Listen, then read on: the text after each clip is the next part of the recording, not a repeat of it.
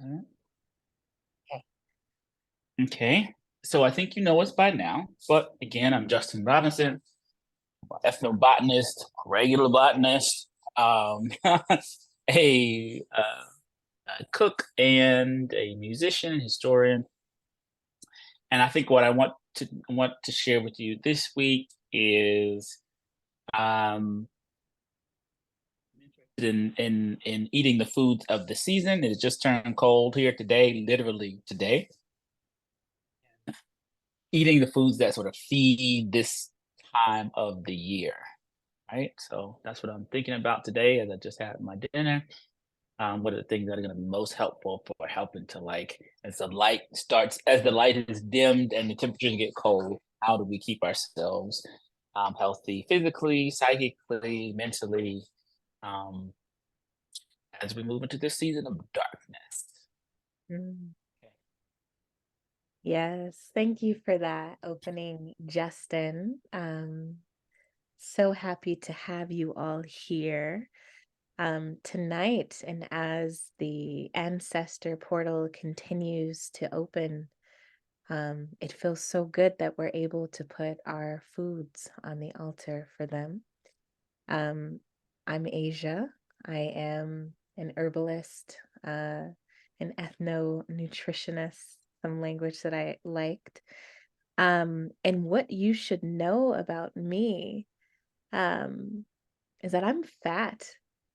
I am fat, and I have devoted so much time to understanding not only fats on bodies, um, the purpose of fat, the genius of fat, the brilliance of fat, why, what it is, and why it's in our food, and what it does for nutrition. And so you should know um, that there are parts of me that are deeply interested in this particular macronutrient.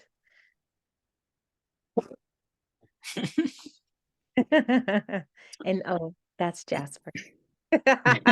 Jasper, Jazzy.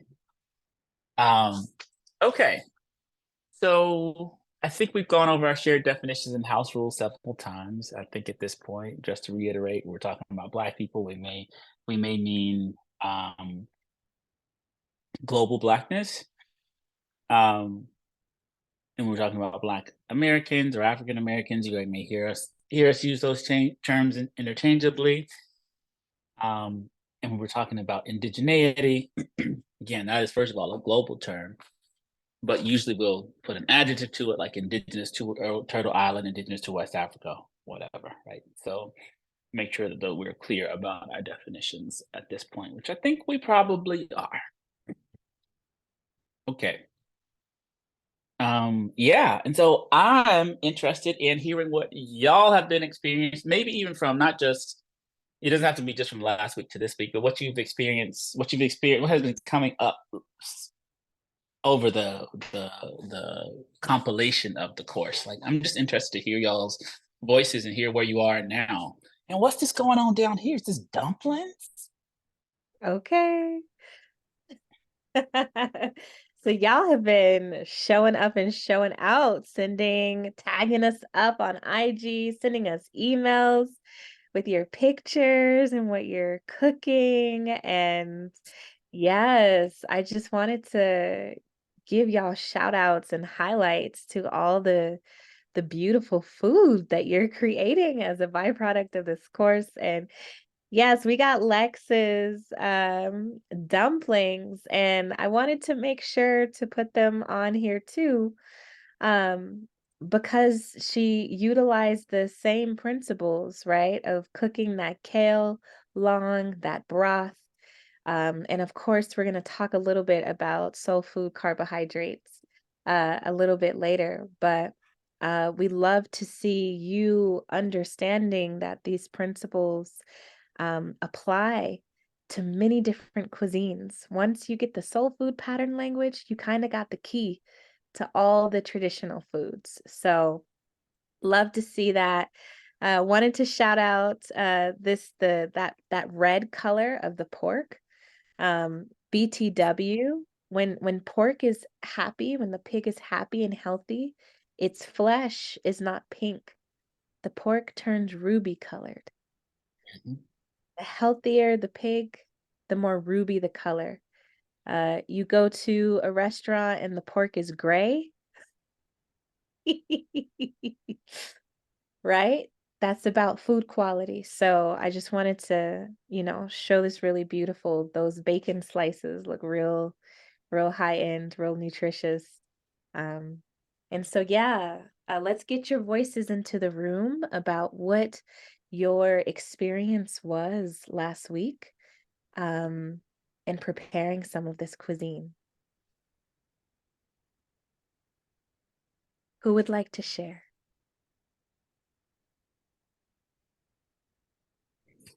Okay, I'm gonna jump in here because I usually do.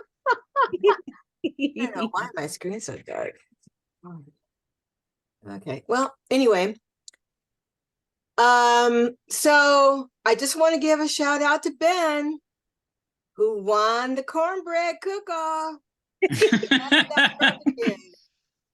He sure enough did.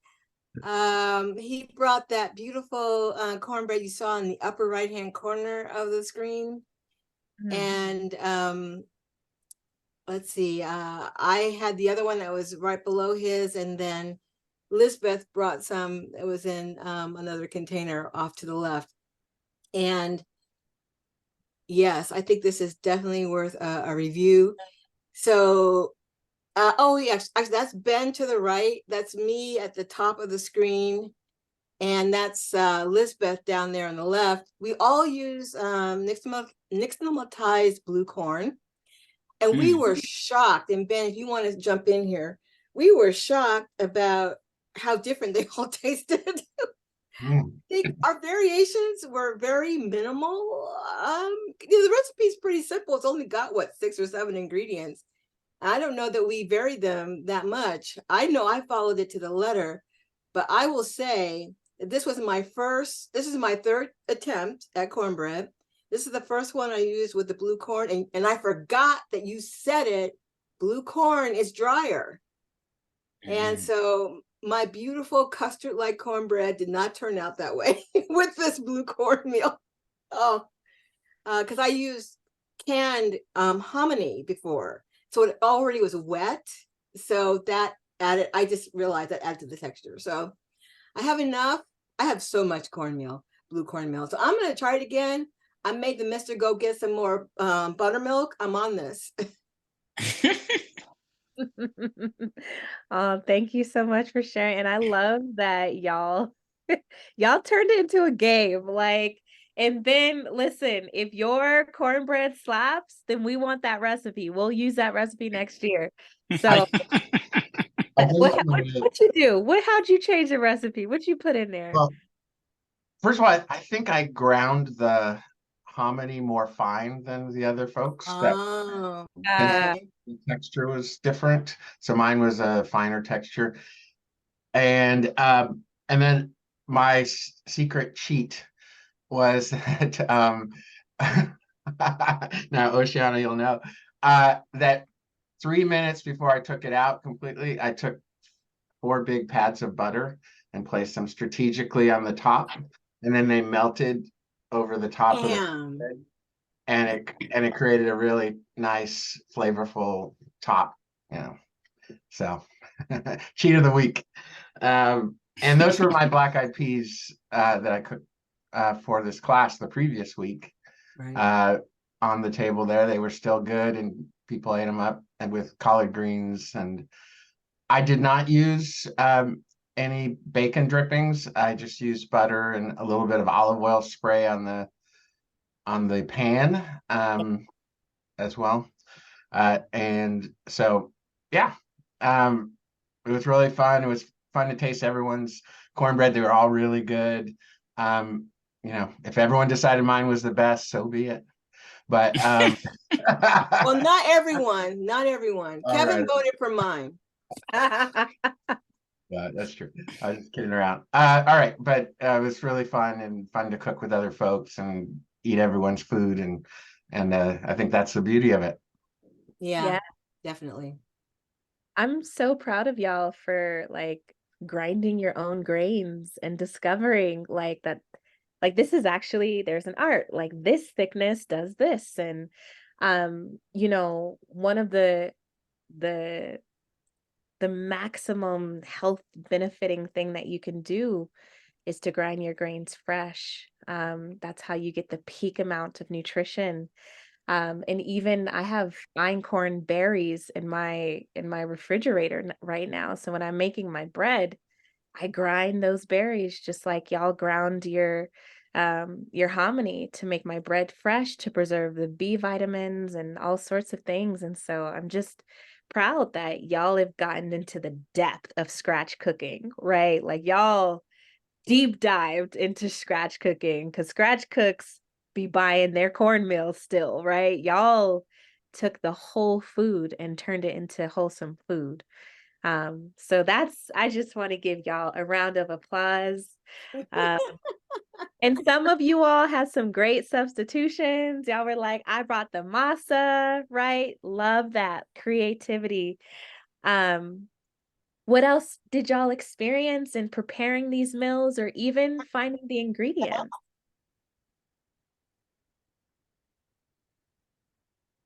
Michelle. I did the blue corn masa harina Yes. with the flour, Yes. and oh my God.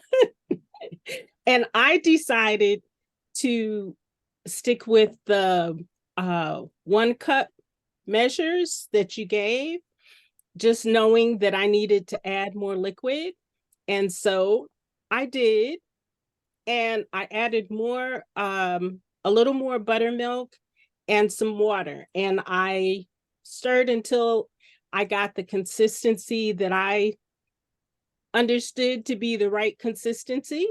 At least in my mind, it was the right consistency. And I told you all my oven died, right?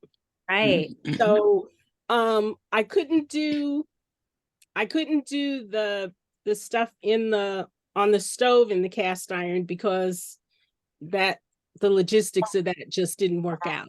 But I have an air fryer on permanent loan from a friend of mine. So I turned in the air fryer, you know, they have the convection, the air is blowing, sorry. And so I had a pan that would fit in there. It's a ceramic pan. And I melted the butter in the pan, because I just, no matter what kind of pan you have, I think cornbread should go into a screaming hot skillet, pan, whatever. Yes. So I did that, poured it in, let it sit for the 5 minutes that was recommended. The first time I always sort of kind of follow instructions, unless something is whispered in my ear to do something different. And then I baked it off, and the texture was different. It wasn't the usual cornbread crumb that I expected. It actually was more like a cake or a biscuit. But that was so interesting, because I tasted it, and I don't know, I'm one of those people that if the food is good, I hum. And if it's really good, I swing my feet. And if it's really popping, I'm going to sing a little bit, soprano. And I hit some notes on that. I had some black eyed peas that were left over. Oh my God. Y'all didn't hear me? But it was so good. And I'm caring for my brother as well. And he's not a black eyed pea person, but cornbread. And he was like, oh yeah, that was, yeah. And you said you're gonna make some soup tonight. You said you're gonna make some chili tomorrow. Do you still have some left? So I'm like, yes, make bison chili. I like making bison chili with blue. Yeah, the crumb is tricky with the masa because the masa is so smooth. Yes, it's very smooth. So, That was okay. but it came out as like a delicious piece of cake. Yeah. Yeah. Which made me think, oh, I could eat more than one piece because it's not really cake. It's really Yeah. something that's good for me. You know? A recipe Mhm. is sugar, right? Like you're getting lots of zinc from that einkorn. And yeah, I know that einkorn flour was expensive. Someone in their comment was like $10. I said, I haven't been able to find it yet. It yeah, happened that Nicole had some and she sent a package to me to hold for her because she was traveling. And she said, I put the flour in there and the masa. She said, please take some. So I was like, yay. Because I try not to do Amazon yeah. unless I Mm. absolutely have to. And it looks like I might have to for this one right now. But We've been trying to work on like getting codes and discount things. And so yes, the einkorn is more expensive than regular flour, but it has more zinc than 7 cups of regular flour. It has more manganese. It has einkorn flour actually has vitamin A in it. That's how nutritious. So you're getting a lot more nutrition per dollar, but it's still a cost. And I just wanted to acknowledge that and thank you all for making those choices, right? What else did you experience in making this food? Even if it was like, sis, I did not like the blue corn. I like my yellow corn. I'm sticking with it. That's also a great comment to make, right? So what else did y'all experience in cooking any of the recipes? Linda, how was you doing? How was your cooking experience? For the collard greens, I mean, it was good. I mean, what did I have? I ended up going to a farm, um, actually like before last week's class on Sunday, and they had a lot of collard greens, so I picked a lot of collard greens, and they also had green tomatoes. So I was like, well, maybe I'll try to make fried green tomatoes with the acorn flour and also like the ground hominy. Yeah. And I thought it tastes really good. I've only had um fried green tomatoes like once, and apparently they're not supposed to be like that crispy, but they tasted good to me. But they did have a crunch. No, they're supposed to be crispy. Most people just can't make them, can't get them crispy. They are Okay. supposed to be crispy. What you mostly get at people's are an incorrect version of them. Not soggy. Green tomatoes People be becoming like, "Oh, that's how they're supposed to be." Incorrect.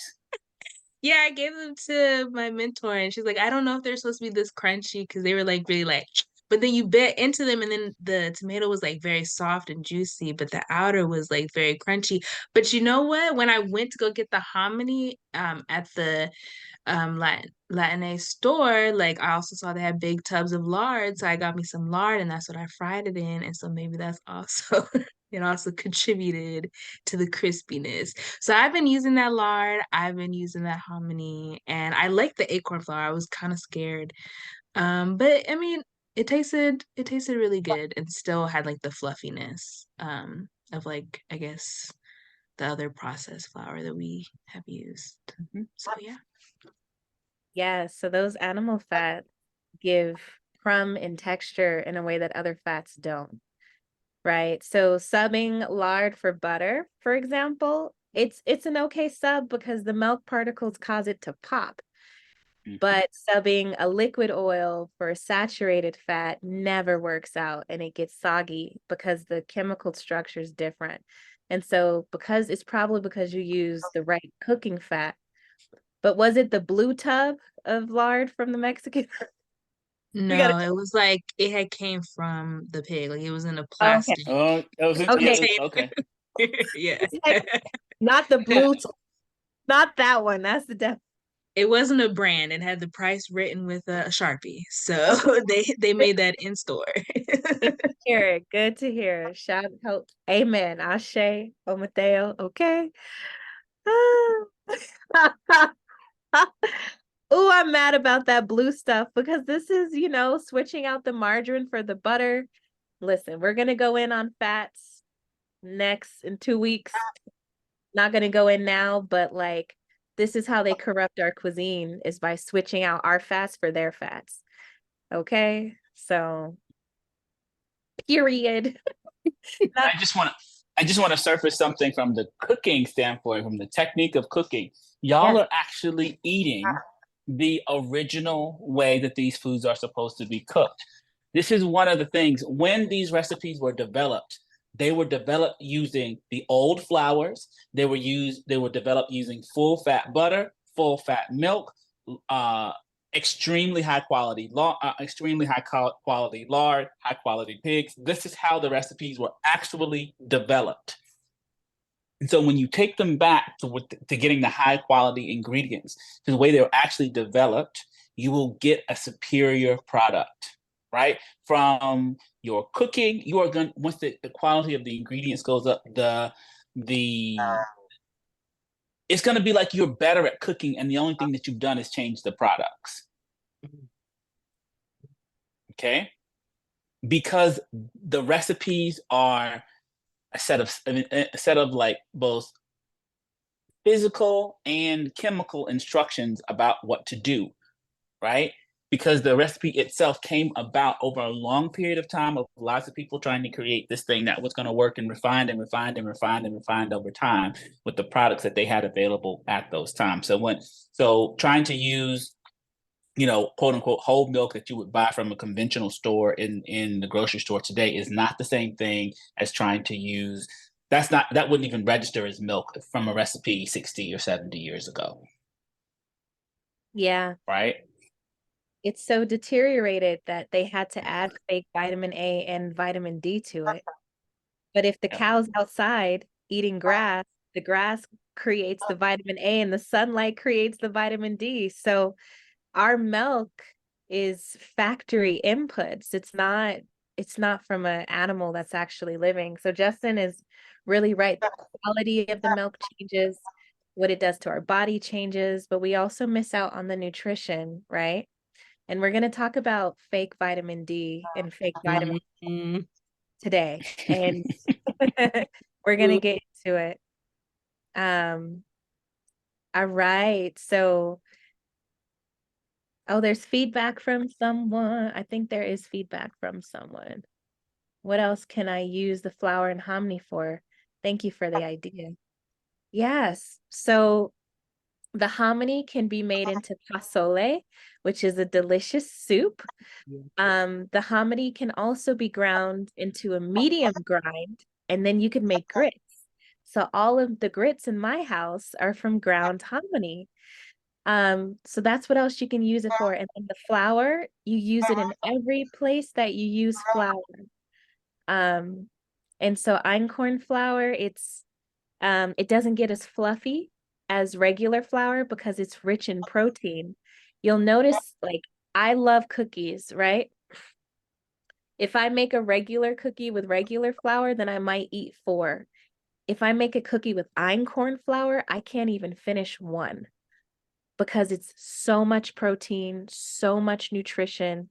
It's filling. You feel full. So just know that, like, once you start baking with einkorn, the slices of cake become so small because people start getting full off the cake because how much nutrition is in there. So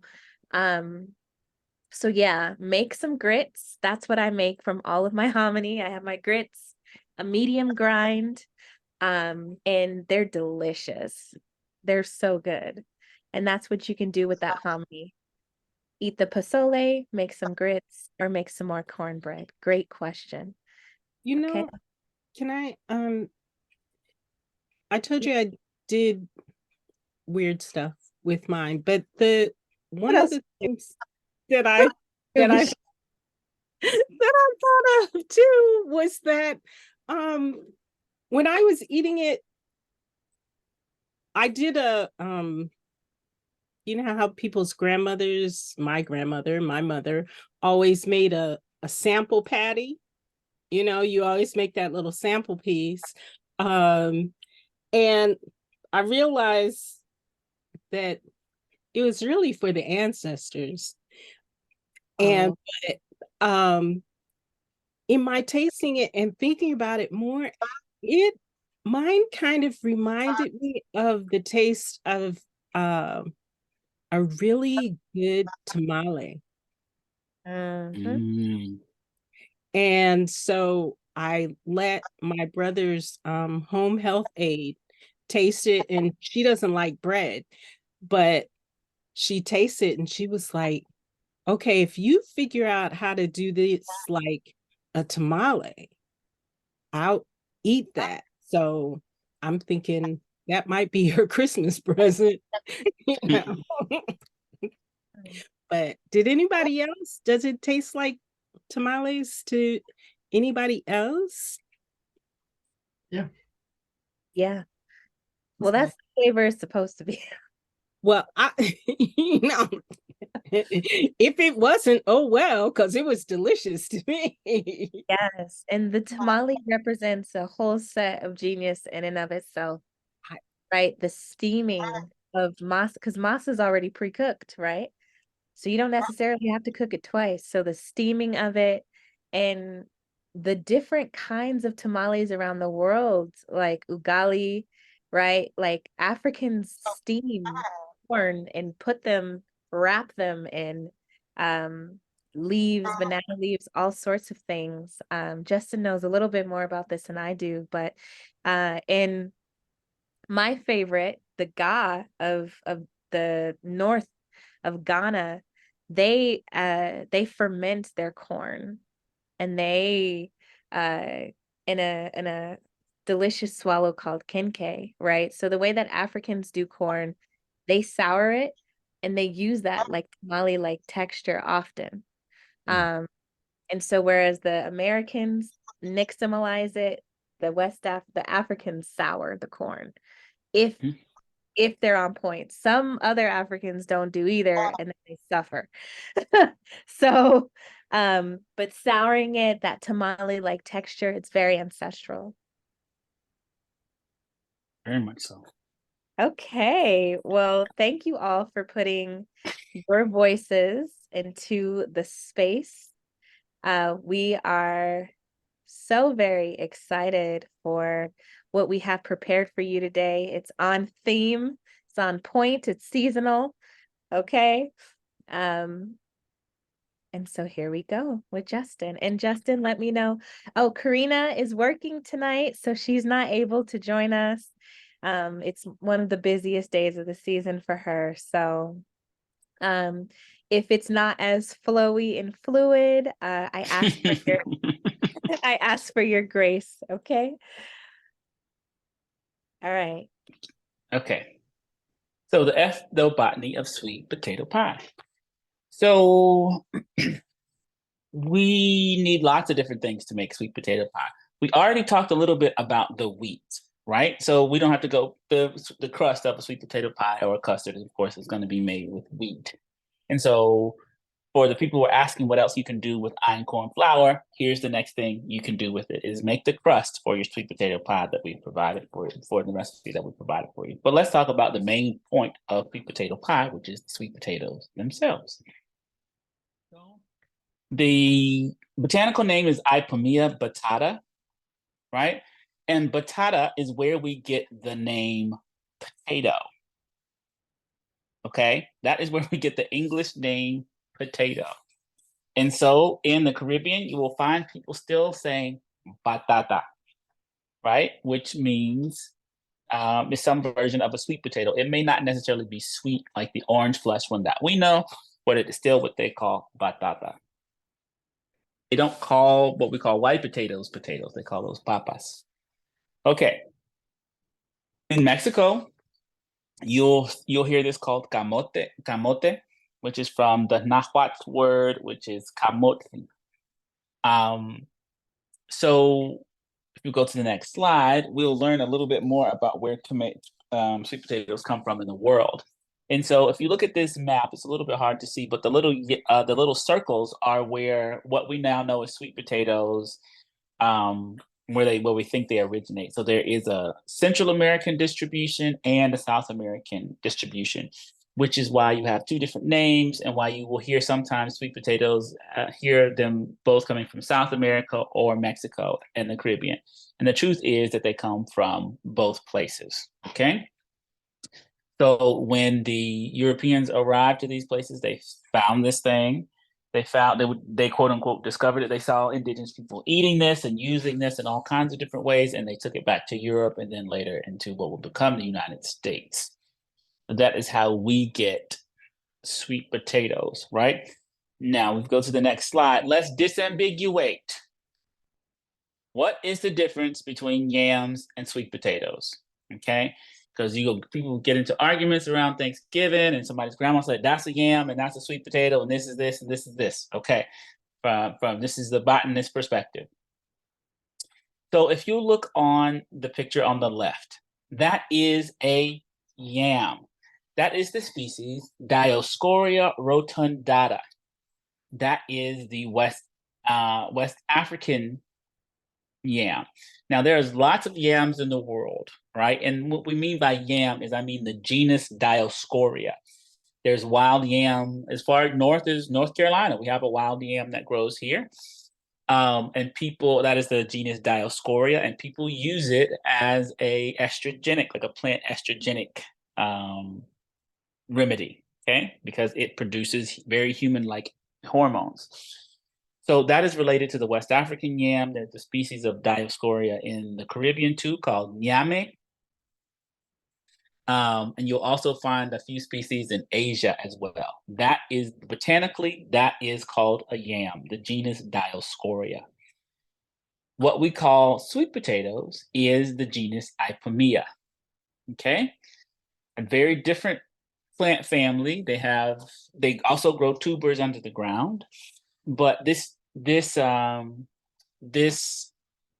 plant family mostly has a tropical distribution too. If you've ever seen the plant morning glories, the morning glories are Ipomoeas, okay? So they are the plants that open in the morning and close in the nighttime, okay? So we have wild ones, there are wild ones, there are cultivated ones, there's a whole, but they're typically a tropical and temperate distributed plant. So that is the difference between yam and sweet potato. So now, why is there any confusion? Okay, why is there confusion?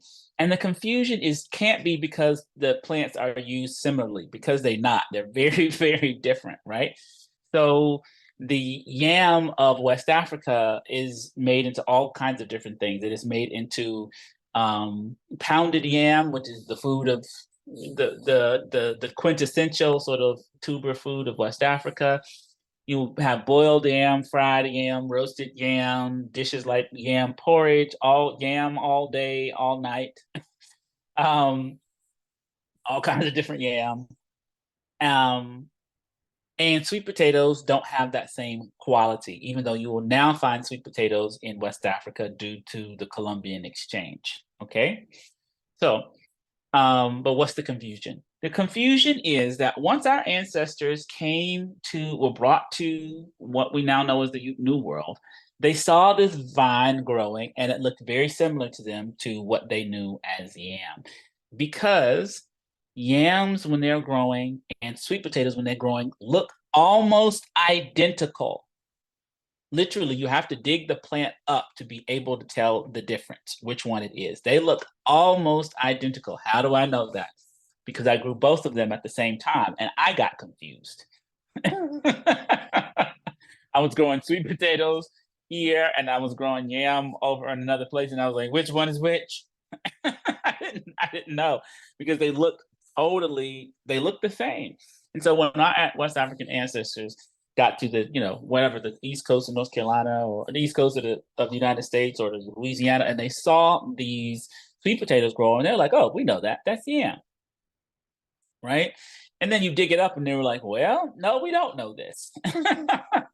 And so our ancestors made some, had to make some substitutions and some choices about what they were going to eat, how they were going to do this, right?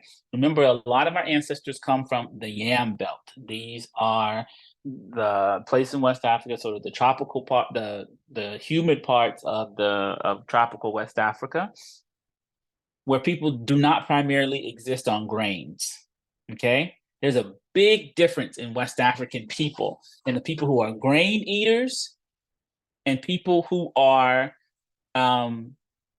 tuber eaters. There's a really sharp distinction, right? In the arid areas, people tend to be grain eaters, okay? In the humid areas and the rainforest areas, people are eaters of tubers. They get their carbohydrates. So it's where you get your carbohydrates from. You get it from stem tissue because underground storage like potatoes, yam, sweet potatoes, that is underground stem tissue. Okay? That is underground stem tissue. It's not roots as we would think about it. I mean, we call them root vegetables, but really it is underground stem tissue. Okay? And it is a storage system for storing the plant's carbohydrates, right? Grains are not that. They are part of the plant's reproductive system, right? And those carbohydrates are for the growing of the next generation. So the carbohydrate, where we get the carbohydrate, the part of the plant that we get the carbohydrate from is very important, okay? Because one of them is like, yeah, I don't eat me. I need to grow for the next generation. The other one is like, yeah, I'm for storage. I am to store things, right? I'm here to store nutrients. And so among West Africans, there's a pretty big distinction between people who primarily eat yam and who primarily eat grains. Now, there are the transition zones where people eat both. That's where my people are from one of those transition zones. So in order for me to have a healthy diet, I actually need to eat a mixture of like fermented grains and yam. One or the other throws me out of balance, okay? So, so we are absolutely people of the yam for sure, right? If you got a lot of ancestry from Mali and stuff, you might be the people of the millet, the people of the sorghum, right? So that is some of the ethnobotany around sweet potatoes versus yam. Now, in Yoruba land, because I asked one of my teachers about this in preparation for this class, sweet potatoes are called odunkun. Odunkun. And odunkun means something that is sweet, but that has sweetness added to it, right? And so it's like sweet on sweet, right? It's like sweet on sweet, and sweet in the sense of tasty. Like the essence of it has sweetness, right? And then it has more sweetness added to it, right? And so in parts of Yoruba land, people will just boil it with the skin on. Then after it's boiled, we'll peel it off and then eat it. Well, they'll fry pepper, like hot pepper and whatever else together, and then put it over the boiled stuff. And then some people will eat it roasted. You'll find roasted sweet potatoes for sale on the road, right? And then some people will add a little bit of sweet potato to their pounded yam. Okay. Now, that is very controversial among some groups. Some people who are very much pounded yam purists will lose their shit and be like, this is never. And other people like, it's cool. We want it to be. But she was like, the people over there who eat it like that like sweet things. Right. And so there's a room even for new stuff, right? And so those are the three main ways that people eat sweet potato, at least in Yoruba land. I can't speak for other parts of West Africa, but I'd imagine they would be made in similar ways. The thing about sweet potatoes is that you can't pound them to get in the consistency of a swallow. Okay. So they have to be treated differently than we would treat our West African yam. And our ancestors figured that out very quickly because I'm sure they tried to pound it a couple times and it was like, this is not going to work. This is not going to work. So, yeah, I think that's all I want to share about sweet potatoes right now. Given the fact that this was not a perfect substitute, but as Asia's going to tell you, it's got its own qualities. It's got its own stuff to offer that is both that in some ways does not even need to be compared to our West African yam. It's got its own qualities. Oh, thank you, Justin. Mm-hmm.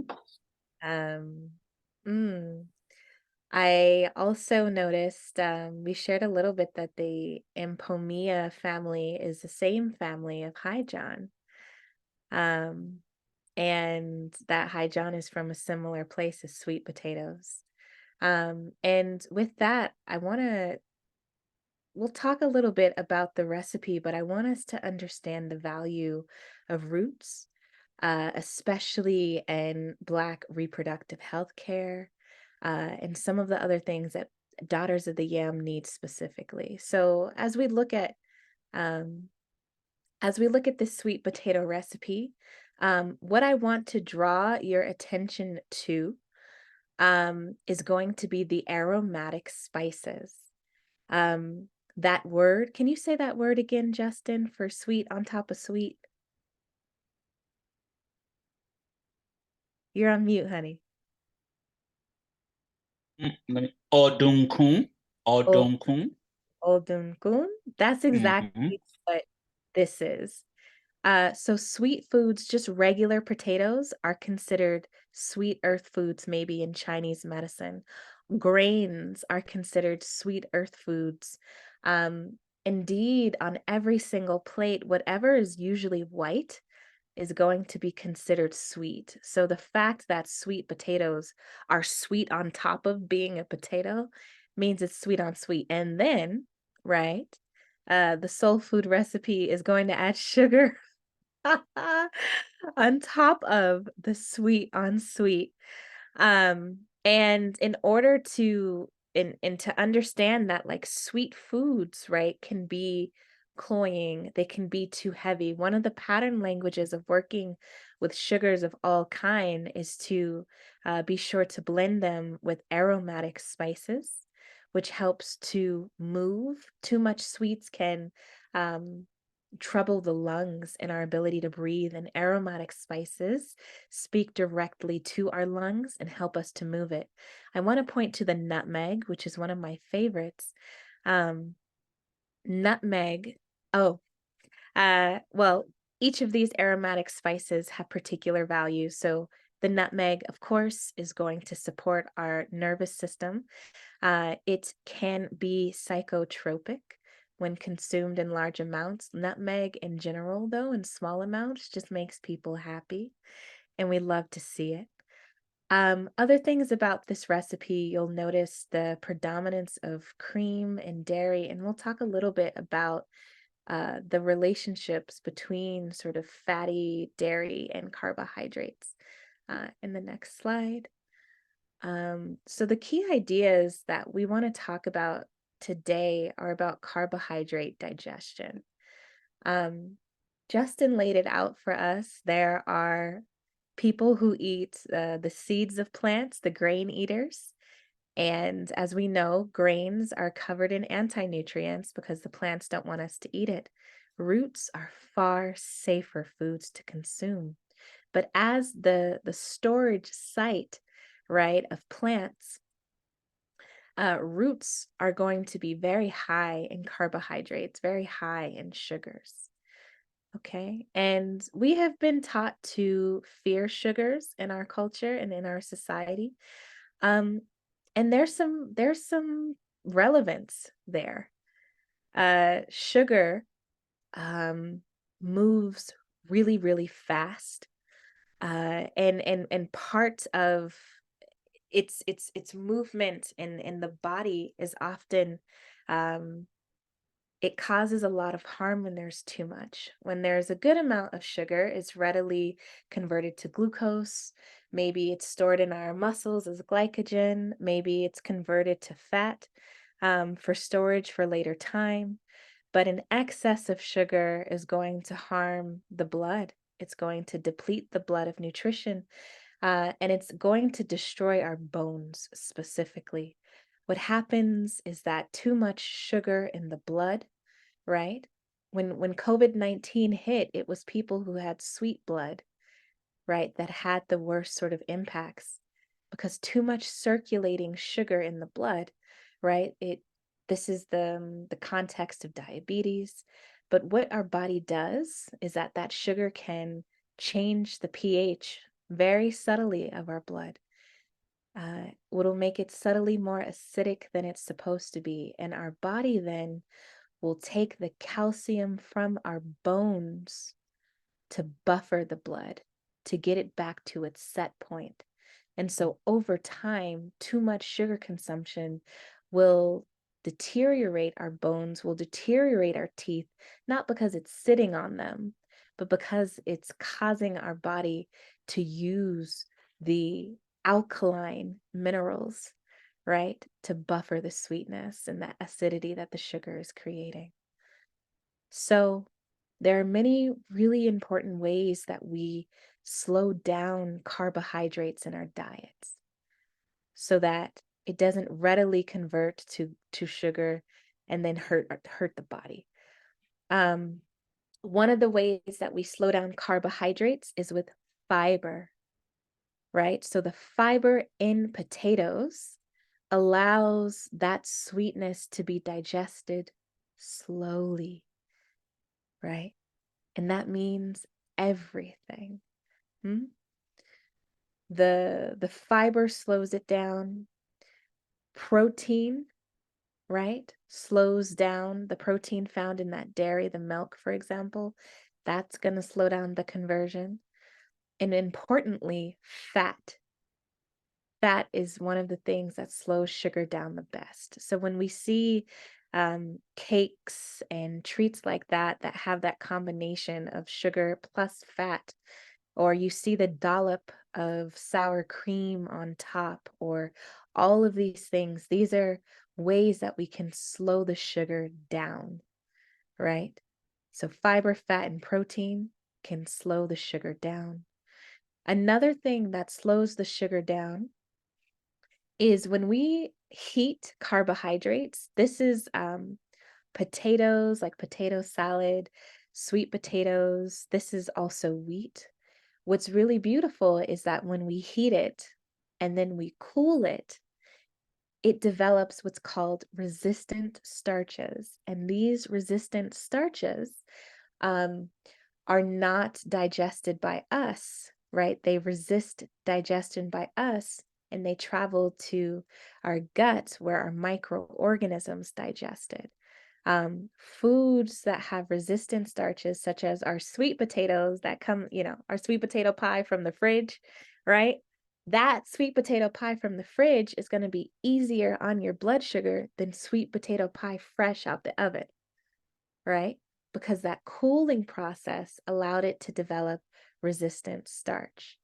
The next thing that I want to talk about in carbohydrate digestion, and this conversation is not exhaustive, but I want you to really get this conversation, because our experience of oppression and our lack of resources have caused parents and family members to make up for the pain of the world by providing their children with sweetness.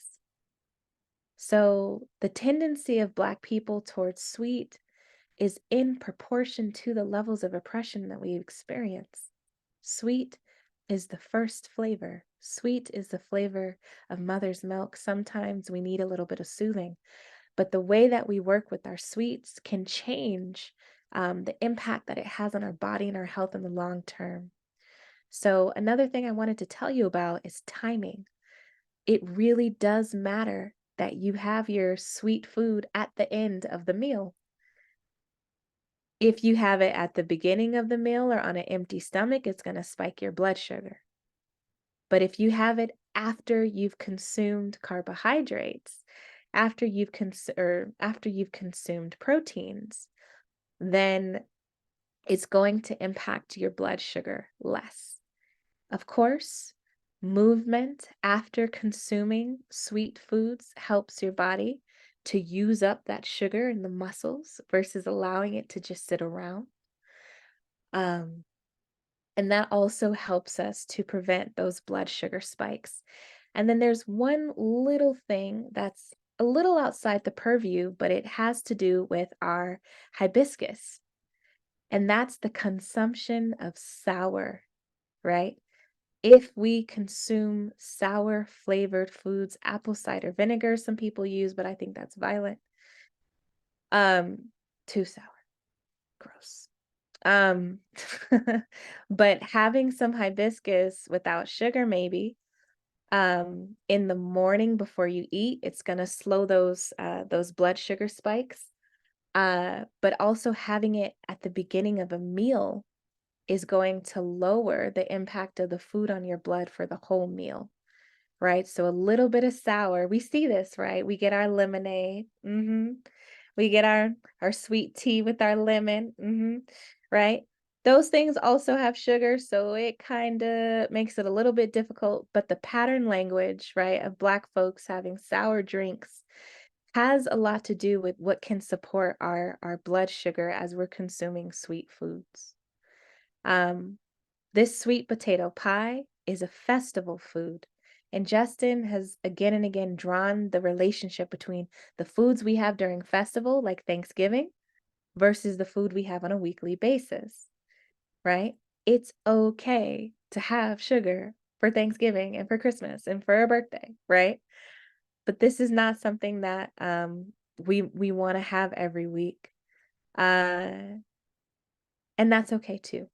Whatever you choose, knowing that the fats kind of slow it down, the protein and the dairy slows it down, it being a cool dish slows it down, it coming after your main meal slows it down. These small things are going to take you along a good way, in how you choose to eat your food. So when you go to Cheesecake Factory and they put the bread on your table first, eat the salad before the meal with that sour salad dressing. Hello, right? The order of our food actually counts. And so yeah, so let's talk about and we may or may not get to sort of all these things in the time that we have, but I want to tell you a little bit about the value and the significance of vitamin A. Our ancestors were situated with a lot of different choices of what root vegetables to partner with. Why did they choose this one? My hypothesis is because it is orange, right? The West African diet, replete with its beautiful red palm oil, is one of the highest vitamin A rich cuisines in the world. There's no one on the planet who has more vitamin A than West Africans or other palm oil eaters, right? Vitamin A is a nutrient of global significance. We can find vitamin A in all our green leafy vegetables like collard greens, shout out. But vitamin A is activated by cooking. So there's no vitamin A in your raw carrots, okay? There's no vitamin A in raw food of any kind. The more you cook vitamin A rich food, the more nutrition you get out of it, right? Sweet potatoes are one of the foods in the American diet that's richest in vitamin A. And what's fascinating is that vitamin A is antioxidant, right? So some of the troubles, right, that come from overconsumption of sugar are buffered and mediated by the amount of vitamin A in the sweet potatoes. I truly believe that in order for Black people to maintain health, we actually need diets that are similar in micronutrients to our ancestors. So we need diets that are high in vitamin A. Vitamin A governs so many parts of our bodies, but poor vision is often a result of vitamin A deficiency, right? And this idea of night vision, our ancestors could see in the dark. Okay? They could see in the dark because of the amount of vitamin A that they were eating. And vision and vitamin A is very fascinating because your eyes and your liver are actually related to each other, right? What's important for us to understand about how to support our liver, right? Sour flavors speak directly to the liver. Bitter flavors support the liver. But vitamin A is the nutrition that the liver needs to thrive, right? Vitamin A is stored in the liver. That's why the liver of any animal, right, is going to be the highest food source of vitamin A that you can find. And we don't always want animal-based vitamin A. And by the way, what's in sweet potatoes is actually called beta carotene. It's a carotenoid, which is a precursor to the vitamin A. In animals, we have retinol, which is the animal source. I prefer that people get the plant-based source of vitamin A. It's not necessarily about the end product, but the process of converting vitamin beta carotene to vitamin A tonifies your entire system. Not only that, but there's a lot here, and I know y'all are gonna have questions for me. But this particular vitamin is very significant to the development of healthy young people, healthy babies, reproduction. This is what's going to support the development of strong bones and facial development and things like that, strong teeth. Which is why you see the broadening sort of dental palates and face structures throughout West Africa, and the narrowing as we sort of get into Europe, where vitamin A levels are sort of shorter. Vitamin A is supportive of immunity. There's a million things that vitamin A does. But just know that vitamin A, when packaged inside of a yam, Justin mentioned briefly that sort of the Docera species was used. It is used in Chinese medicine for folks experiencing menopause. It's used for female reproductive issues. And what's fascinating is that all root vegetables contain phyto plant estrogens. This is the most important part for an audience with Black women and female-bodied folks. Many of the issues like fibroids, for example, are remedied by root vegetables like sweet potatoes. It's very much true that we are daughters and children of the yam, and without significant amounts of roots in our diet, our reproductive system goes astray, right? That was the most fascinating pattern I found as an herbalist supporting people with endometriosis and fibroids, is that many of the remedies that rid us of those are found in root vegetables. So our ancestors ensuring that sweet potato was on our plate, that out of all the desserts, this is the dessert that always shows up, right? It's not always red velvet, okay? But there's always sweet potatoes. And I think they did that as a gift to us to help us to move towards those foods that are going to guarantee multiple and abundant generations, right? And so in conclusion, like I really hope to emphasize the fact that sweet potatoes are great. They're extra sweet. Beets are great. They're extra sweet. If we are moving towards sweetness, if we are craving sweetness in our life, if we need something to combat the bitter, like I hope that we move towards the sweet potato. The other thing I wanted to mention about boiling the sweet potato in the skin, and this is the last thing.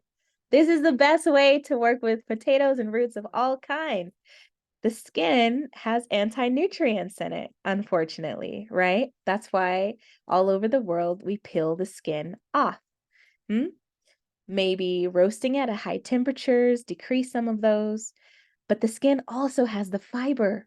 And we want the fiber, right? We want the fiber.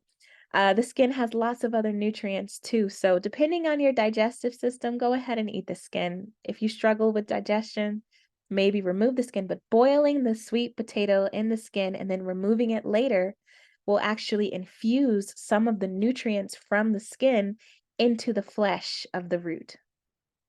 Okay, so boiling, my grandma peeled the potatoes with the peeler. That was real cute.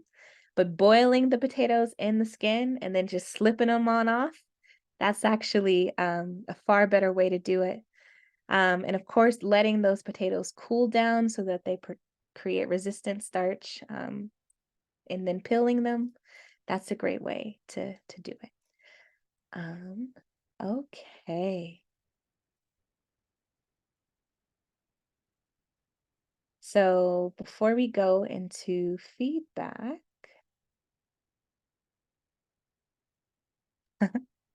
we're wondering, we actually have something different for today. Something, oh, that's how your grandma taught you. Okay. We do rebuke pumpkin pie, okay? I don't like pumpkin pie. I never did. Never did. Okay. Pumpkin is a vegetable. It's a vegetable. It is not supposed to have sweet or no. It is soup. What I wanted to tell you about immunity is that all the vitamin A rich foods are active against help us fight viruses. So at this time, your pumpkin spice, your sweet potato, you'll notice that in our culinary traditions, everything's orange. And that's because right now is the time to store up vitamin A for the winter.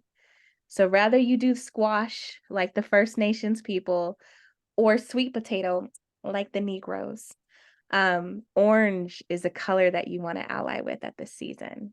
Okay, the pattern is orange. We both right. We're both correct. Michelle, how you doing? I'm good. I have a question though. When earlier on you said something about nutmeg. What does it do? So nutmeg contains, and forgive me for mispronouncing this word, but it's myristicin. Mm-hmm. So it's a psychedelic compound. And What you know about some nutmeg, honey?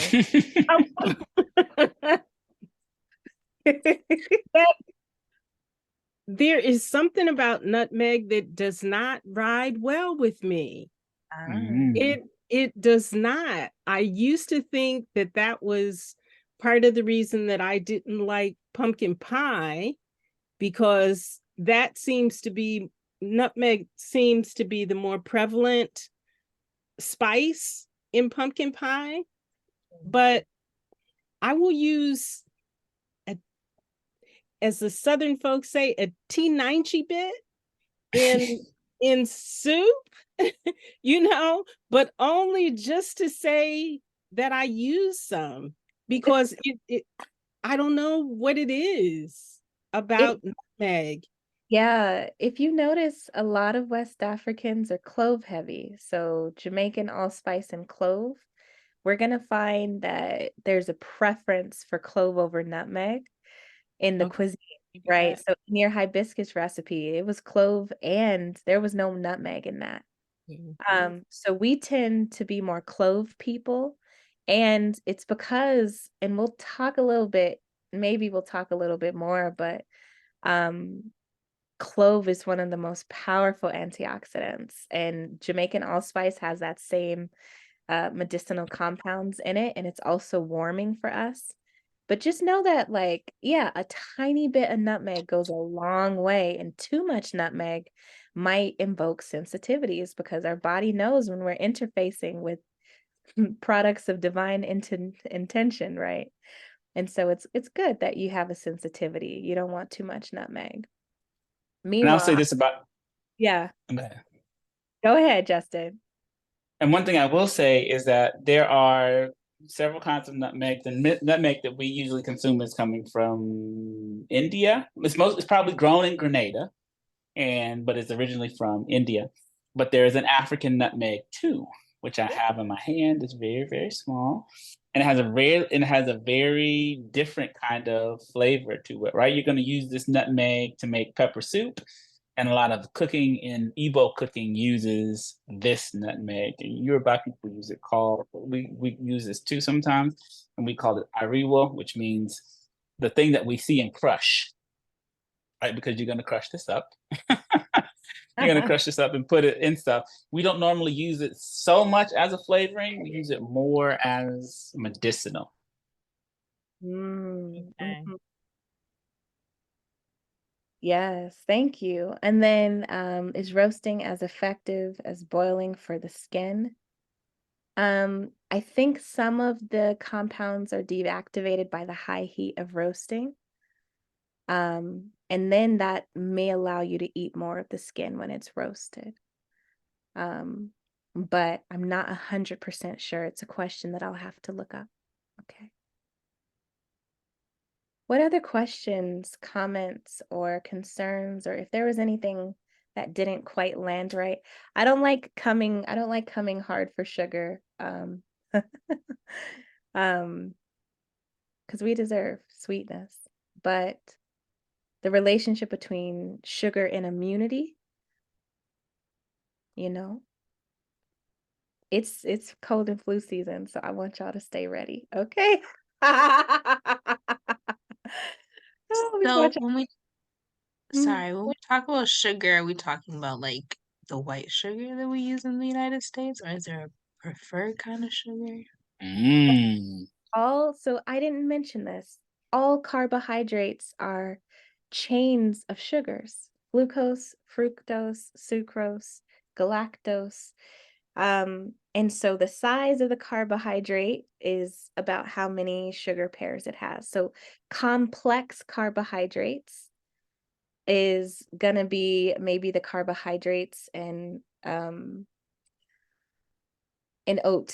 kind of oatmeal or something like that. Whereas simple carbohydrates are going to be honey, sugar, white flour is simple, whereas whole wheat flour is complex, etc. So when I say sugars, because they are converted, because complex carbs are converted into simple carbs, then all carbs turn into sugar eventually. Right? And they eventually become glucose. Glucose feeds our brain. We need glucose. Don't let nobody say nothing to you. Glucose is the primary form of nutrition that our body uses to fuel itself. So everything kind of goes back to black, which is glucose. But they're all simple, so they all hit your blood sugar. Honey is going to hit your blood sugar. White sugar is going to hit your blood sugar. One way to slow sugar down, I forgot, is minerals. So with the sugars that we're choosing, I'll answer one question at a time. So the sugar that we choose is it's whole sugar. So it hasn't had the minerals stripped, and those minerals, many of them protect you. So we chose panela, which is a whole sugar, and you'll see a link to that. White sugar is going to be very empty. It's very, very empty. But if you combine that back with molasses, then it'll be better on your body. But white sugar is pure sucrose, and it's too fast. The problem is not the sugar, the problem is the speed. That simple sugars are just way too fast, and they raise your blood sugar levels way too quickly, and your body really struggles to cope.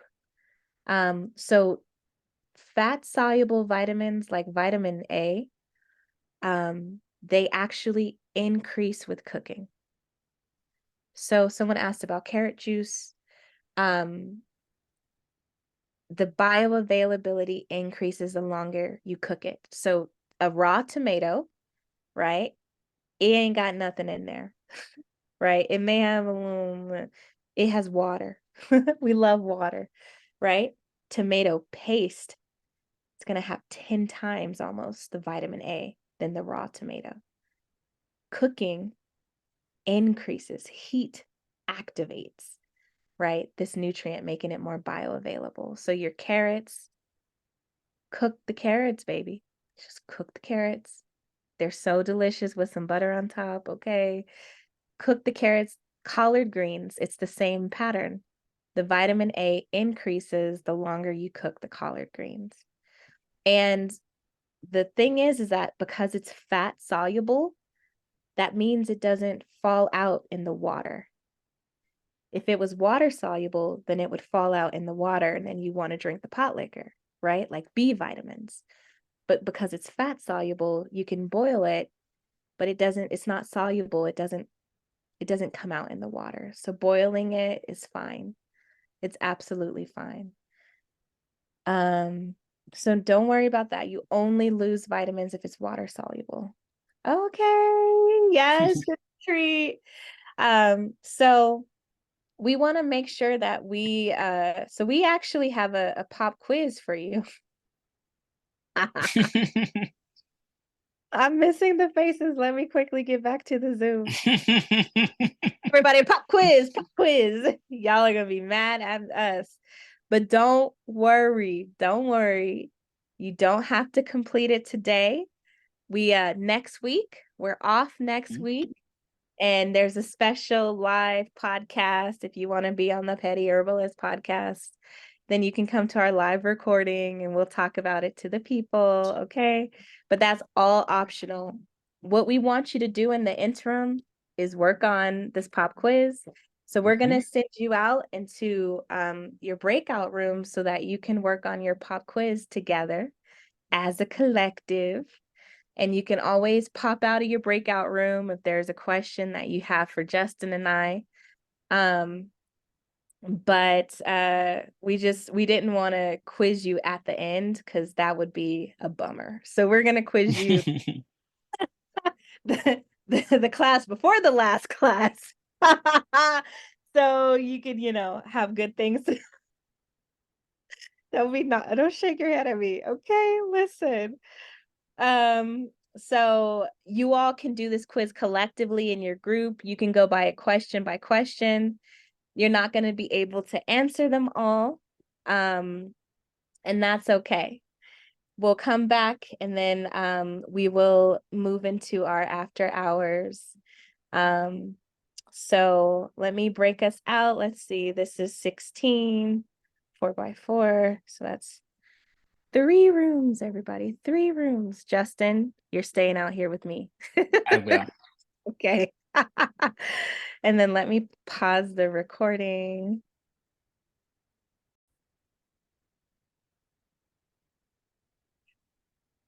Welcome to After Hours. You know what? I was gonna leave, and then I remembered you didn't answer my question. Oh, which one? Which one? Rendering the fatback. Oh, what's your question about it? I did it, but I wasn't sure if I was doing it right. Okay. Did you get grease? Yes. Did you get fat back, crispy fat back at the end? Is that what I'm going? I did get one piece that was crispy. I thought it was all going to disappear, but then I got these like little pieces hanging out. Oh, that's cool. They go in the greens. It's good, But we used to fight over those. Me and my sister. Oh, those little delicious pieces of fat back. They'd be so crispy and perfect. Oh my goodness. Yeah, rendering lard is actually an art form. I've tried to do it in a way that it doesn't have a scent so that I could use it in personal care products. Don't get me started on using animal fat in skincare. Don't get me started. But it has some of the same principles of making ghee, right? Which is butter prime, right? Like, I don't know, it's the elevate, I don't know, it's the evolved butter. I don't know. Anyways, we love ghee, okay? We love ghee. It's next level. See you, Ben. Thank you so much for coming. It was nice having you, and we'll see you in great cornbread. But basically you're listening for there to be no sound, right? If you're still hearing snap, crackle, and pop, then it's not fully ready yet, and the end product should be visible. But yeah, really rendering lard is actually, there's some processes to it. But you did a great job. Oh, okay, You thank got your you. cracklins. You did a good job. The cracklins are cracking. You fulfilled I your- got one crackle. Okay, good. I'm gonna work on this because I have so much of it. I ordered it from my local farm, so I have a Mhm. lot of it. So here's, I'll tell you something that you want to do. Like if you, so it's already salted, make sure you rinse it off first, of course, right? And then that, one of the reasons when I moved out of my parents' house, I could not figure out why my mother was able to get the flavors that she could and everything, is because she literally used fat back to cook everything, right? It's not a lot. It's not like you use like that you pour in tablespoons and a half a cup of fat back grease. It's such a small amount, right? And if it's coming from high quality pigs, that is a source of vitamin D.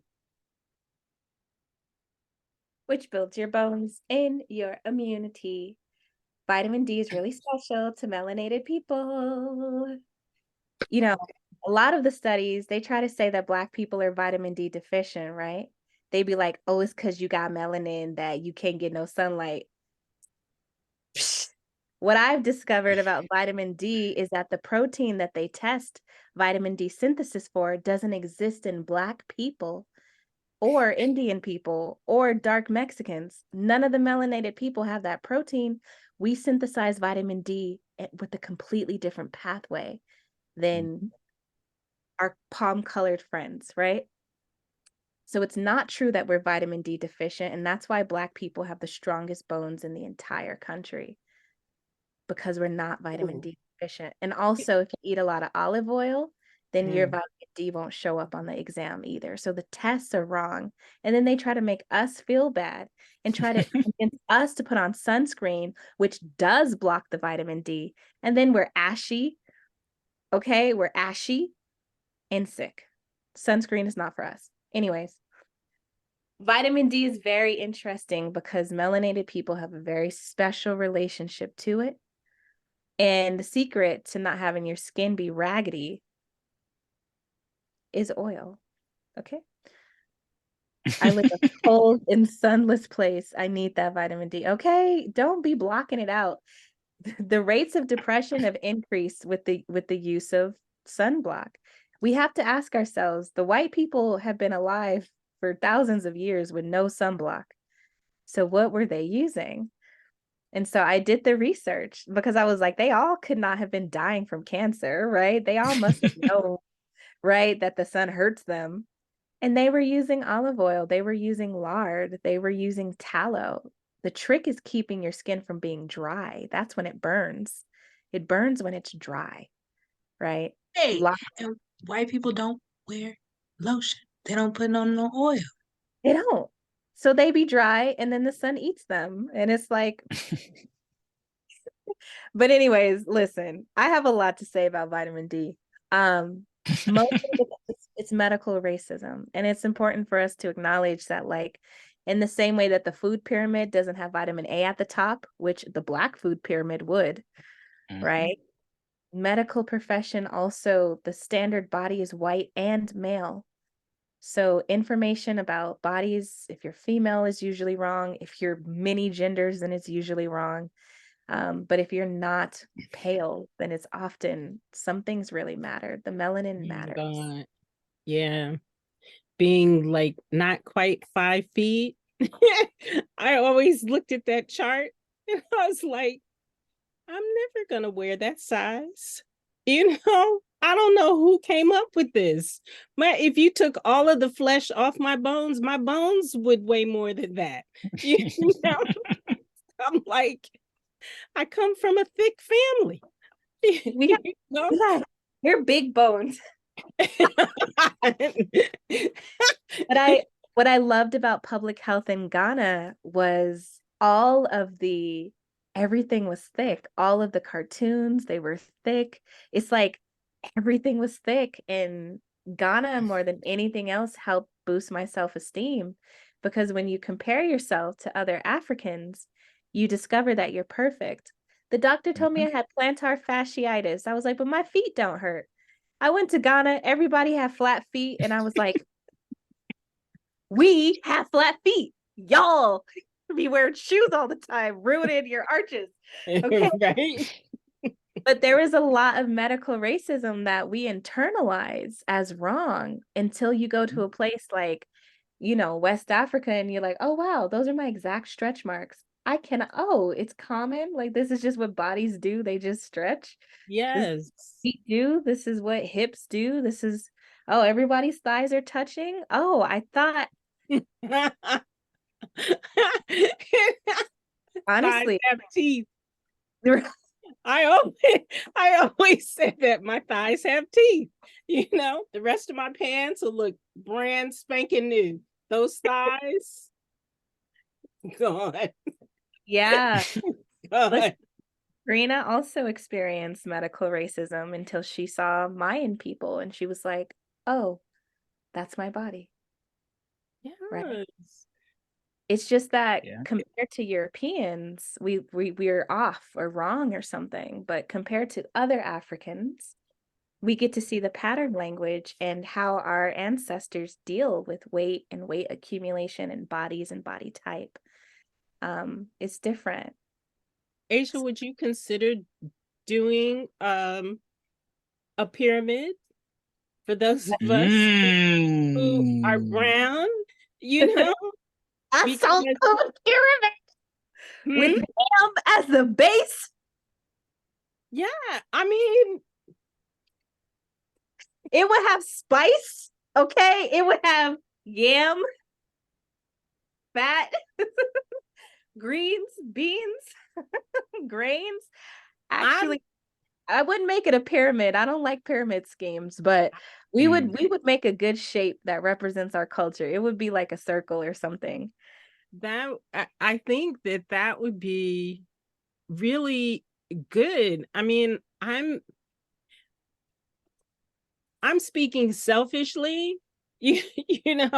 because I know what my mother was always overweight, and every doctor that she went to, first thing they always wanted to say, I know you're full of sugar. My mother she was not diabetic. She was not diabetic. They said that until she started having her only daughter as her advocate. I was like, shut that down real quick. No, you're not going to talk to her that way. She's not diabetic. And yeah, she ate healthy for the most part. But I'm taking care of my brother now, and I'm just wondering if there are things that medicines that he's taking that, I don't know. I just think that there's stuff so missing from his diet that could help him. so body weight is a very, very complex conversation that is not done justice by public health.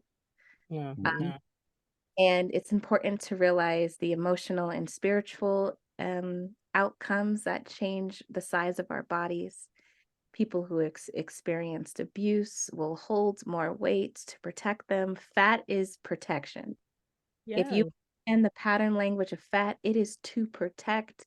It only shows up to protect. And any attempt to directly lose fat actually leads in more weight gain. So people who diet are more likely to be larger than people who haven't dieted at all. And a lot of the things associated with fat in the medical literature are actually associated with dieting, which is yo-yoing, yo-yo diets and cycles of weight going up and down. There are a lot of really great books. I'm looking at some of them: Secrets from the Eating Lab, of course, Health at Every Size, and more, that help us to understand fat and its like the medicinal qualities of fat, like its purpose in our bodies. Black people who are exposed to toxic environments, our bodies will pull the toxins out of our blood to protect our organs and store them in our fat. Wow. Antibiotics were fed to pigs because it caused them to gain weight. How Mm. many antibiotics are you eating, right? Like so many things are shaping the size of our bodies, and Black bodies being overly exposed to toxins, pollutants, but most importantly, stress, Mm. right? Stress. Fat shows up when our body thinks it's going to die. People who are slightly overweight have better health outcomes than people who are slightly underweight. For the majority of history, fatness has been associated with longevity, right? Yes. So there's a lot of fat phobia, there's a lot of fear. Some of it is valid, but most of it is not. Our bodies have changed in response to our food environment, Yeah. and they were supposed to. The fat is protecting us from the things that don't need to be in our blood so that we can get rid of it slowly. And that's why rapid weight loss can be so harmful to the body. But there's a lot of really good research about our approach. In my opinion, we should never approach fat. Like people who get liposuction, for example, not only does all that fat come back, but it comes back around their belly where it's going to cause the most harm. Any attempt to lose fat, fat will clap back. So for us, it's about nourishment and making sure that we feel safe in our bodies, right? How do we feel safe enough to allow our bodies to release the things that it doesn't need anymore? And so when it comes to Black women and Black folks, my strategy is around safety. My strategy is around mental health and stress management and consistency. Most people think that if they eat less, that they're going to lose weight, but it causes you to gain weight because your body thinks you're starving. Right. So it's like, let me hold on more. That's why diets don't work. So by having folks focus on minerals and nutrients, having food be home cooked, having sweets be things like sweet potatoes and cornbread that have complex carbs, right? These are some of the strategies that we might want to employ. Also, some of the older strategies that ancestors have used is around eating like raw vegetables. There's no nutrition in raw vegetables. So basically, you're just eating fiber and water. So that could be a route. But for me, it's the psycho-emotional well-being. Yeah. And also the lands that we have been forced on are toxic. Yeah. If we didn't have this fat, we would be in deep trouble. And also, like when we talk about like diabetes and things like that, well, the question that we ask ourselves, like researchers ask, is like, what came first, the diabetes or the fat? And often fat, and this is called the diabetes paradox, but fat protects diabetic people. Like it gives them a higher health outcome, right? So the ability, I have a friend who's type 1 diabetes, and he like so thin, so thin. And we were talking about like, managing our carbohydrates, because when my body has too many, it turns into lovely fat and my blood is safe, right? I'm good at converting. But if his body has too much, it stays in his blood and he suffers. He can't convert it to fat. That's the issue, right? Yeah. So this conversation is complex and nuanced. Managing diabetes with diet is possible. It's so possible. It's one of the things that we can directly intervene in because the sugar comes from our food, right? Right. So diabetes management is possible, but it takes willpower and sometimes it takes a little bit of privilege, right? All the fast foods they're super sweet. The bread of your Big Mac, it melts in your mouth. There's no fiber in it. It's so fast. All the fast food is so fast. The drinks, they're so fast. Slow food requires slow cooking, Yeah. right? Fermented bread does not spike your blood sugar, but it's also acidic. Remember the pattern. But like Mhm. sourdough bread, right, is not going to hurt your blood sugar, but it takes time to make sourdough. Yeah. It takes knowledge to purchase sourdough from a baker, right? So what questions are showing up in this conversation about sugar? I hope that it didn't condemn anyone who has a sweet tooth. I have a sweet tooth. I have finally learned how to manage my sweet tooth like 2 years ago, so it's fresh, right? I don't want anybody to feel shame around their relationship to sugar. So what's here in the conversation about sugar? I have a few questions. Yeah. Well, one, how did you manage your sweet tooth? Um, two, I went to the store to get sourdough bread. Never bought sourdough bread. Always hated it, but trying to open up my palate. But I was trying to read the ingredients and read it compared to the other bread. I was like, I don't know what this means and if this is actually sourdough because I am getting it from a grocery store. So it could say anything and be anything. So I guess my question is like, if we are buying it from a store, like what do we look for to know that it's not like a faux? We don't want any ingredients in our bread. Bread should have wheat, water, culture, salt. Yeah. So that's the thing is that's why I'm like, buy it from the bake. It's they're gonna say it's sourdough on the label, but when you look on the back, it's gonna have all kind of crazy stuff, including citric acid. Ugh, they always try it. There's a difference between citric acid and lactic acid that's produced in a sourdough fermentation. So it's a little more difficult, but I want you to keep at it to find bread that doesn't have ingredients. We don't need nothing but flour, salt, water, yeast, or culture in our bread. They be putting extra gluten in it. They be putting fillers and stabilization.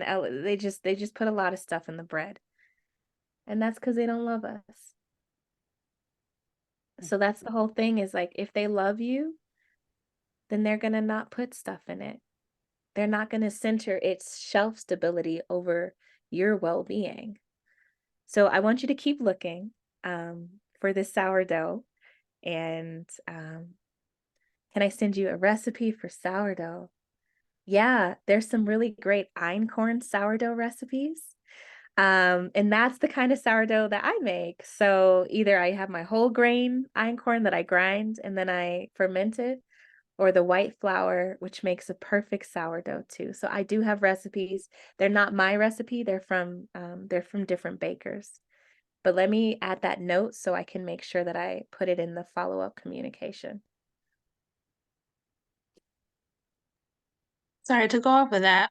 With the sweet potato recipe, like my grandmother never made her crust. So will we get like a crust recipe? Mm-hmm. Okay. Yeah. So we have the Yeah, crust. We have Dustin's special recipe. You want to share that with them? I do. So this is from that recipe is I modified the crust recipe a little bit. Because I don't consider myself much of a baker, but I can do one of everything well. I have a very good cake, I have a very good pie crust, I have a very good one of everything. But the recipe who you're using is an author named Dory Sanders, right? Is an author named Dory Sanders. And she's a family friend of my family's, of my dad's family. And I recommend really to everybody to buy this book. Oh yeah, I bought mine online. It's like as an ebook, but I have a physical copy somewhere. But it's called Dory Sanders Country Cooking. It's as much about the actual recipes as it is about the stories behind the food. She said she echoes a lot of the same stuff. She's my auntie's age. And talking about how much sugar, how much fat, and all these things, and about how just traditional Southern diets don't really include that much. that don't include that much sugar, don't include that much fat either, because fat is really, we'll talk about fat at another point, but is really expensive. Fat is really expensive to produce. It doesn't matter what the process is, whether you're talking about palm oil or olive oil or oil from animals. Fat is a very expensive but very necessary part of human life. But that is a very special recipe. It slaps. I love it. I mean, basically, I'll make anything out of her book. She's a very good cook, and we know that family so well that my family actually used to work on their family's farm. They were landowners, and we weren't at that time. Wow. There was a question about how we manage our blood sugar. Mm. How I manage my sugar cravings. Mhm. First of all, when I'm craving sugars, when I crave sweet, it's because I need meat. When you are anemic, when you don't have enough iron, you crave sugar. When you don't have enough minerals, you crave sugar. And so I teach a whole course this winter on how to remineralize your body. But that's the first thing, is knowing that your sugar cravings is a craving for either protein or minerals, right? So making sure that you get the minerals in your body. And then the second thing is the 3 flavors that are most important are going to be sweet, sour, and bitter combined. So in the morning, I might have Jun, which is a fermented green tea drink. And maybe that's advanced, but if you don't have Jun, then you could have apple cider vinegar and water with a little dandelion root. And that will curb my sugar cravings for the entire day. It really is amazing. Understanding that sugar cravings are spleen, stomach, liver, and heart, which is the sour, and the heart is going to be the bitter.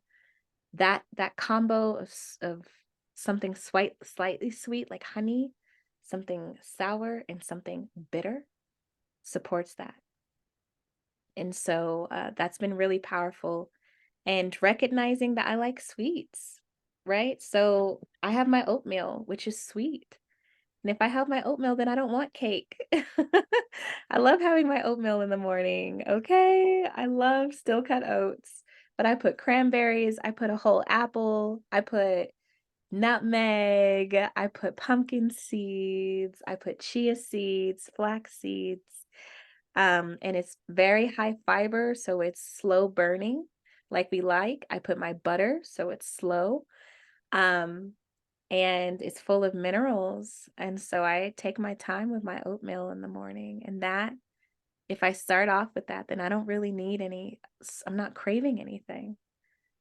So those are some of the strategies, a few of the strategies, but the biggest one for me is remineralization. Mhm. If I'm drinking my Yeah. nettle infusion, right, I'm set. And so when you're craving sugars, don't make yourself wrong. You need something. There's something that you're needing. And in nature, sugar was bound with minerals. It's only recently that we unbound the sugar from the minerals, the white sugar in the molasses, right? That's a separation of what was natural. So we crave the sweet because our ancestral bodies remember that sweet and mineral go together. But we only have access to sugar in the grocery store. So it tricks us. So yeah, sweet cravings, learning how to support my body with flavors and minerals, that has been really powerful. And it's working. It's incredible. Dandelion root, period, is a whole conversation. That in and of itself, even if you don't do the, vinegar, blah, blah, blah, all the stuff I told you about, if you just support yourself with dandelion, I prefer mine tinctured fresh. Thank you very much. In 100 proof vodka.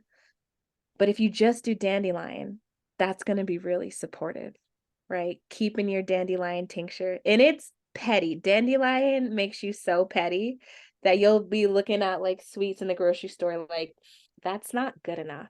And that's because the spiritual qualities of dandelion.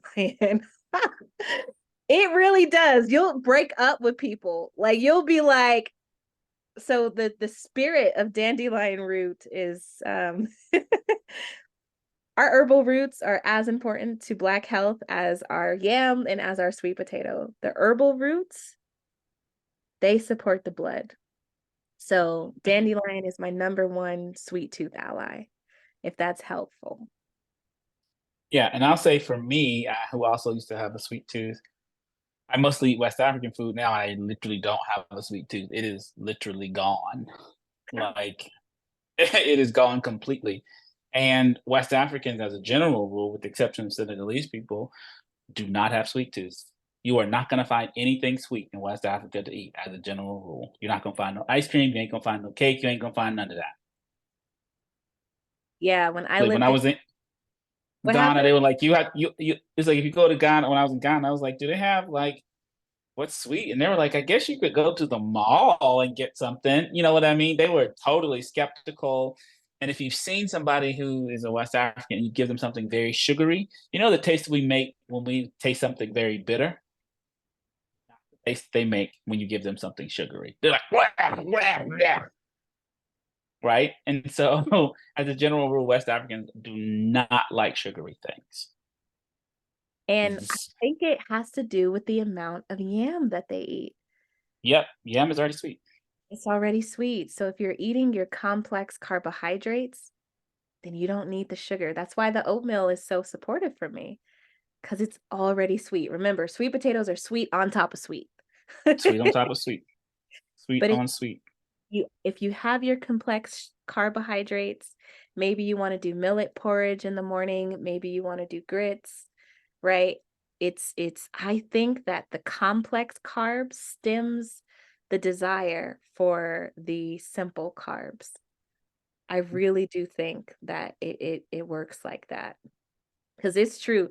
I watched the Ghanaian peel all the icing off of the birthday cake that we made. And it was like, don't make birthday cakes for West Africans. They don't want to eat that. They're like, this is disgusting.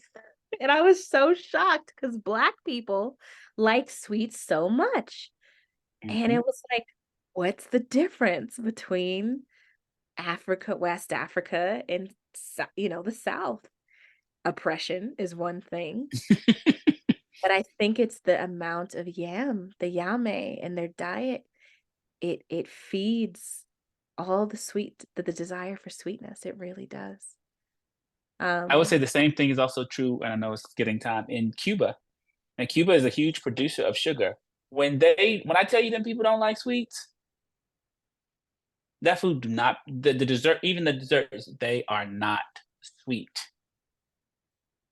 Right? They do not even register on the scale of sweet to America. It like they don't even get on the scale of, oh, this is too sweet. It don't even reach that. It doesn't get on the scale of sweetness. You're like, okay, was it supposed to be sweet? So that idea that, Black people love sugar, and I've listened to Asia say this several times, is that um, a lot of that is linked to our oppression, right, and needing to have sweetness. And I will say that once I was on the road. I used to do a job in which I was on the road a lot. The thing that went up, my vice became sugar. Like luckily, I didn't get addicted to hard drugs or alcohol, but I did like the way to feel whole at the end of a night from a really hard job that I was doing. I was traveling, was to eat sugar, and I noticed myself doing it. mm, yes, and the children of alcoholics, right, or people who abuse drugs, Yeah. they also will choose sugar as their drug of choice. Um, so yeah, it's a lot for us to live here, but I do truly believe that adding yam to our diet regularly and consistently, or potatoes, or carrots, or beets, I think that will stem our desire for the sweet on top of sweet on top of sweets, right? Mhm. I really do. I think that's the one thing that's missing is us having roots on every plate. And this will be the last one. I know it's time to go, Linda. How you doing? What you wondering about? Well, yeah, just thank you. Like all these pieces coming together, little stories, and then bringing it like to our own family, and just like saying like we've gone through so much, and having a little sweetness, like it makes us gives us comfort. And so that makes a lot of sense that my grandmother just wanted some little bit sweet every night, just a little something because she worked hard, and saw a lot of things. So that makes a lot of sense. It gives me a great appreciation for my ancestors. But just the story with the collard greens, I told my friend about what you said, Justin, about the collard greens and the black eyed peas from Germany, and they also had a reaction. But but she told me that when she was in Nigeria, she lived in Nigeria, that she went to a ceremony in the Kogi part or Kogi State. Koji, and that they Hmm. had that like understanding or like belief that collard greens brought good, or no, maybe it was black eyed peas brought like good luck. So how do you explain Mm-hmm. that? Well, so Kogi State is up in the north, um, and so it's not strange to me that different people are going to have that same idea, right? Because it don't matter any traditions you can pick on the world, you're going to find you're going to find another person who has another group of people in the world who have the same idea, right? The issue is the reason why I attribute it to Germans is because of the details, right? In the story that I've heard growing up anyway, is that the coins that black eyed peas symbolize coins, right? Which coins in West Africa, right? The greens sell the greens are about folding money. Which folding money in West Africa, right? And also the New Years in West Africa are not celestial based; they are based on harvest. And the way that you mark the new year is with yam, right? So black greens and beans really have nothing to do with it. And at least among Yoruba people, you would never ever in 1,640 million years put greens and black eyed peas and greens together. You would not do it, right? I remember me and my partner ordered from a Nigerian restaurant, and we got beans, and it had like greens in it, and we were both like he was aghast. He was like, "What? We didn't even. He couldn't even eat it." Like it is, I have never seen it. Like literally, that was the first time I had ever seen it. And so beans just don't go anywhere near greens at all. Right? They're completely separate. And that's why that's why I attribute it. And so in Germany, and in Italy, they both have the tradition in Italy too. It's not black eyed peas, of course, because black eyed peas are not in Germany, but it's lentils. Right. And they do eat it for New Year's, right? And so there's no question in my mind that somebody's going to come up with black eyed peas for luck. But the reason why I attribute it to the Germans, to the Germanic world rather, is because the details are so similar. And basically anywhere that in the German diet where lentils were, because lentils don't grow well in the South, they replace them with black eyed peas, which do grow well in the South. I think So, and I think what'd it's you say? I like there's a lot. There's the Jews with the black eyed peas. This Yeah. one is there's a lot here. There's a And lot. I think there's way more to explain. I mean, the other thing is that there have been black people in Germany since the year 1600. So, right? It's the earth is weird. Human beings are weird. History is weird, and the more you study it, the weirder it gets. oh, and with that, we want to thank you for being here on um Halloween. Justin was like, "This ain't our holiday. This is not when our ancestors come back." So we can have class. Like, that's so petty, but I love it. And so thanks for spending this spooky time with us in this wholesome way. Frida's mama was like, "We don't do we don't do Halloween. That's the devil." So funny. So there's a lot of people not celebrating Halloween. But we just encourage you to yeah, continue to cook. I'm so excited to see how you do this sugar work. I used to have sugar phobia, so I would only use like, maple or honey or whatever. So I'm excited to break out the real sugar for this recipe and um be in relationship with this. So can't wait to see those pictures. It's gonna be so delicious. And as you all know, you can reply to any of the emails, tag us up, and we will be in touch with you. So have a really beautiful evening, and thank you so much for your active and beloved participation in Soul Food Genius. Thank you all.